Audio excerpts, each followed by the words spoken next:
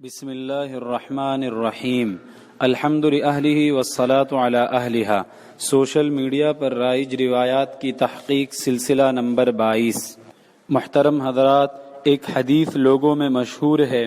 کہ جب حضور اقدس صلی اللہ علیہ وسلم پر وحی نازل ہوئی اور آپ صلی اللہ علیہ وسلم کو دعوت کا حکم دیا گیا تو ایک مرتبہ حضرت خدیجہ رضی اللہ عنہا نے معمول کے مطابق آپ صلی اللہ علیہ وسلم کے سونے کے لیے بستر بچھایا تو آپ صلی اللہ علیہ وسلم نے فرمایا کہ میرا بستر لپیٹ دو، اے خدیجہ اب سونے کے دن ختم ہوئے۔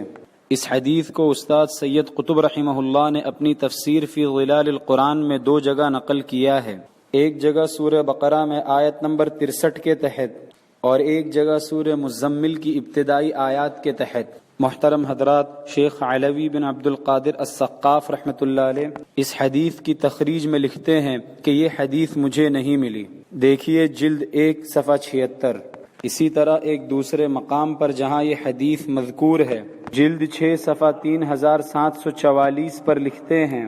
کہ مجھے بہت زیادہ تلاش کرنے کے بعد بھی یہ حدیث نہیں ملی، ایسا لگتا ہے کہ یہ حدیث ہے ہی نہیں۔ چنانچہ استاد سید قطب رحمہ اللہ کی تفسیر فی ظلال القرآن کے علاوہ یہ حدیث کہیں بھی موجود نہیں اور اس کی کوئی معتبر سند اور مرجع بھی موجود نہیں ہے،